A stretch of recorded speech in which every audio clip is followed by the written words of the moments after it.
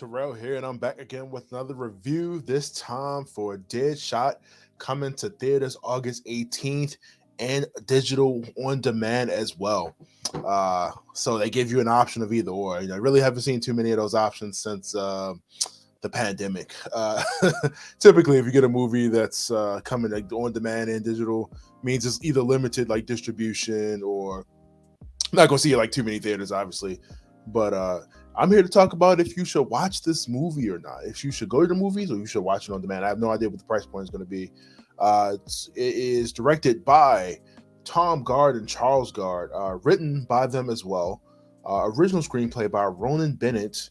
The cast is Aml Ameen, Colin Morgan, Mark Strong. You know him from the Super Spy series, which name I can't think of at the moment, and Felicity Jones from Rogue One. I haven't seen Felicity Jones in a while. Have not seen Felicity Jones. I was not expecting to see her in this, so I'm not sure when this movie was filmed. Um, but she looks a little older, or maybe that was just how that character is designed to look.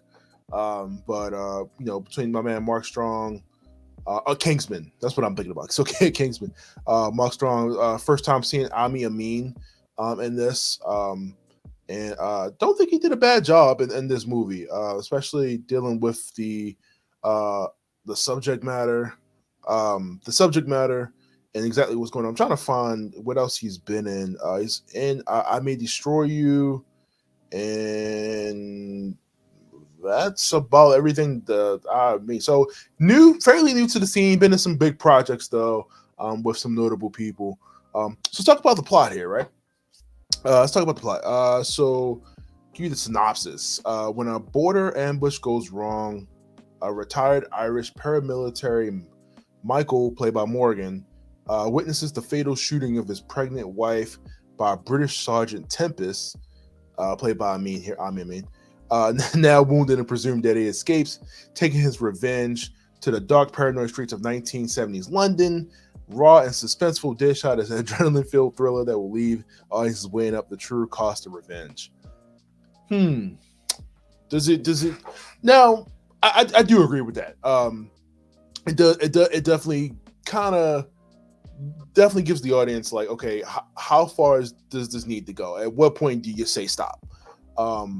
This movie started off really good. Like I said, they started off. They pretty much show the one of our main characters here. His wife is pregnant. She winds up getting killed accidentally by a soldier because they think he's in the back of the car, which then ensues an entire freaking race of who's gonna get who first.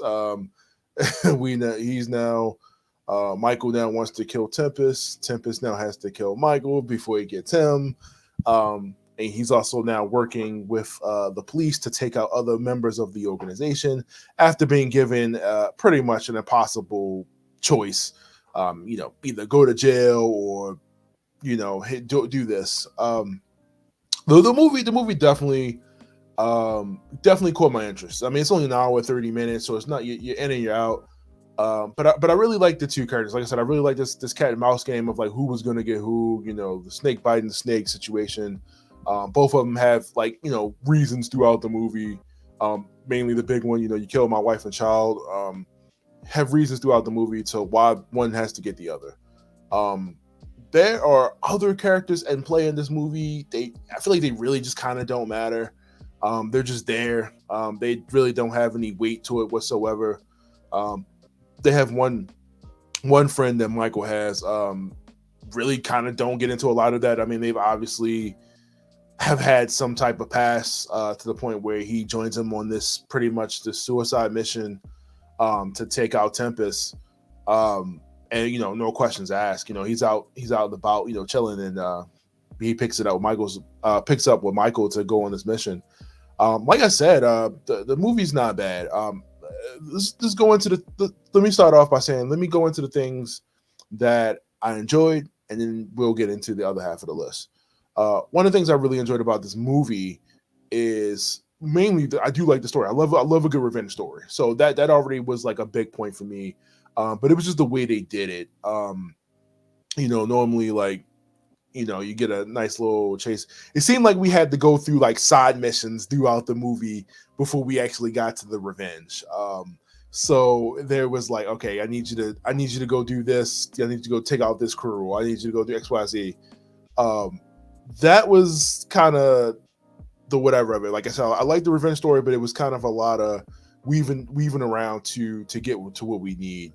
Um, Second, I really like the gunplay in this. I thought the shooting, everything was really well done. This is supposed to be like 1975 London. The shootout scenes, the punctures, everything I thought was pretty good for the same movie. After just recently watching another movie that seemed to can't get the shooting effects right. I mean, we've been doing this for years. I don't know what the budget was, but not talking about that. But I thought the shooting was very well done. I mean, even like the sniper scenes, the car chases was really well done. I mean, like as far as like the action wise, I thought it was a really good action thriller movie. And dealing with that heavy topic of everything that was going on. This is action thriller and drama, is labeled as. I first forgot to mention this is also distributed by Quiver Distribution. I've never heard of them, but I guess they're new to the game now. So with the action being good, the story being decent so far, I think we would have like a really fairly movie. On top of that, we got Mark Strong and Felicity Jones. You can't go wrong right there. We got Miss Rogue One herself, and we got Kingsman, Mark Strong, who's done a ton of good movies that I've seen him in. And to be honest, I feel like they're wasted in this movie. I mean, a check is a check, but a check is a check, but did you need to do this? Mark Strong plays pretty much like the guy that's running the show, and he's running the operation, stuff like that, as they're trying to take out the rest of Colin's crew. And Felicity Jones is playing on the opposite side. She's working with Michael, and she's giving them the intel they need to find Tempest to take him out. And in the story, whatever with that. But they're really just not in it enough to really justify using them. I mean, I feel like they could have gotten anybody to play their roles. It didn't need to be them. It just feels kind of wasted for this movie. I know what they're capable of, and it's bigger than this movie. Unfortunately, I'm sorry. I don't think the movie's terrible. I don't think it's bad. It's definitely worth the watch. I think this definitely is a streaming movie. This does not feel like a theatrical movie. But hey, I'm not the police of streaming and whatever. I'm just saying what it felt like in terms of time, like what you could have done with it, XYZ. Cast is great. Like I said, a lot of the cast is great. I have no problem with that. It's just kind of use of talent. I mean, it's only an hour 30 minutes. Only so much you can do.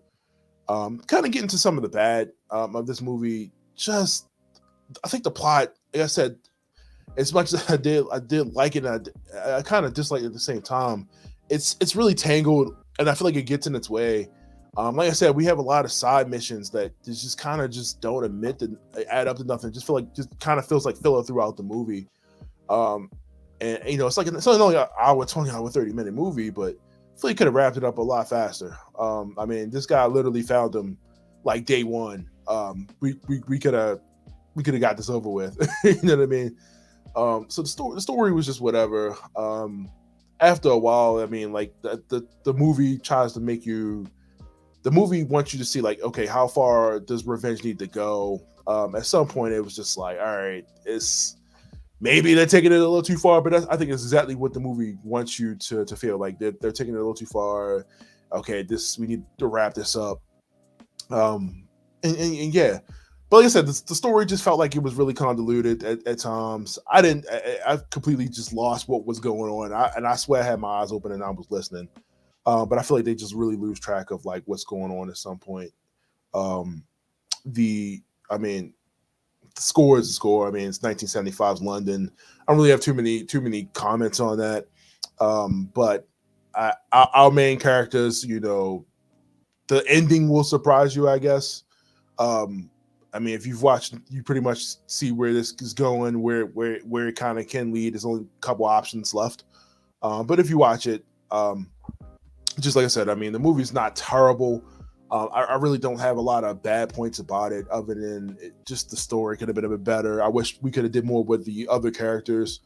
I wish Felicity and Mark could have had better, stronger roles than what they did. I mean, even though they're not the leads, they're definitely side characters. But I just wish we had a little bit more of that.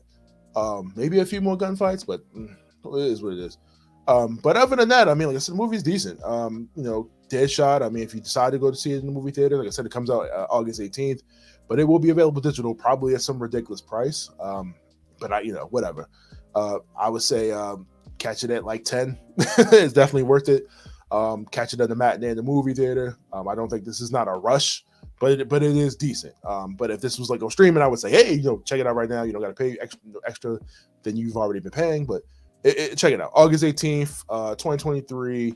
Like I said, digital in theaters. Let me know what you thought about the movie. If you guys get to see it in the comments below. Like I said, the acting wasn't bad. The action was pretty good. Except the story just kind of. But other than that, like I said, leave me a comment. Let me know what you thought below, and I will see you guys for another review. Thank you for listening to Deadshot, the 2023 movie, and I'll see you guys next time. See you.